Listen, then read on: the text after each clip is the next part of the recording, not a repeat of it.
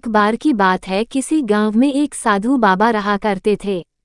पूरे गांव में वह अकेले साधु थे जिन्हें पूरे गांव से कुछ न कुछ दान में मिलता रहता था। दान के लालच में उन्होंने गांव में किसी दूसरे साधु को नहीं रहने दिया और अगर कोई आ जाता था तो उन्हें किसी भी प्रकार से गांव से भगा देते थे। इस प्रकार उनके पास बहुत सारा धन इकट्ठा हो गया था।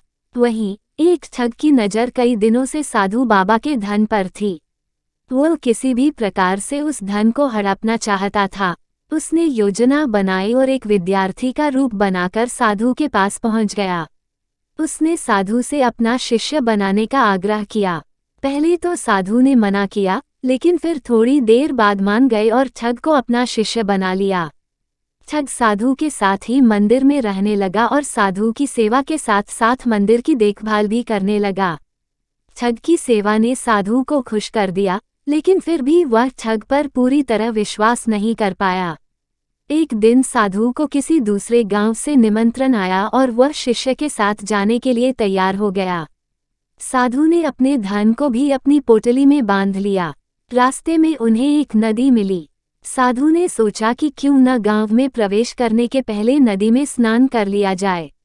साधु ने अपने धन को एक कंबल में छुपाकर रख दिया और ठग से उसकी देखभाल करने का बोलकर नदी की ओर चले गए। ठग की खुशी का ठिकाना नहीं रहा। उसे जिस मौके की तलाश थी वो मिल गया। जैसे ही साधु ने नदी में डुबकी लगाई, ठग सारा सामान लेकर भाग खड़ा हुआ। जैसे ही साधु वापस आया, उसे न तो शिष्य मिला और न ही अपना सामान। साधु ने ये सब देखकर अपना सिर पकड़ लिया। हमें इस कहानी से यह सीख मिलती है कि कभी भी लालच नहीं करना चाहिए और न ही किसी की चिकनी चुपड़ी बातों पर विश्वास करना चाहिए। एक समय की बात है, जब शहर से थोड़ी दूर में एक मंदिर बनाया जा रहा था। उस मंदिर के निर्माण में लकड़ियों का इस्तेमाल किया जा रहा था। लकड़ियों के काम के लिए शहर से कुछ मजदूर आए हुए थे। एक दिन मजदूर लकड़ी चीर रहे थे। सारे मजदूर रोज दोपहर का खाना खाने के लिए शहर जाया करते थे। उस दौरान 1 घंटे तक वहां कोई भी नहीं रहता था। एक दिन दोपहर के खाने का समय हुआ तो सभी जाने लगे। एक मजदूर ने लकड़ी आधी ही चीर थी, इसलिए वो बीच में लकड़ी का खूंटा फंसा देता है ताकि दोबारा चीरने के लिए आरी फंसाने में आसानी हो। उनके जाने के कुछ समय बाद बंदरों का एक समूह वहां आ जाता है।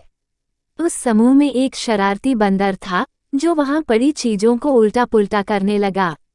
बंदरों के सरदार ने सभी को वहां रखी चीजों को छेड़ने से मना किया।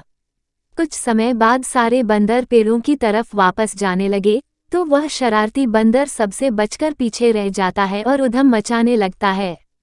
शरारत करते करते उसकी नज़र उस अधरे लकड़ी पर पड़ती है जिस पर मजदूर ने लकड़ी का खूंटा लगाया था।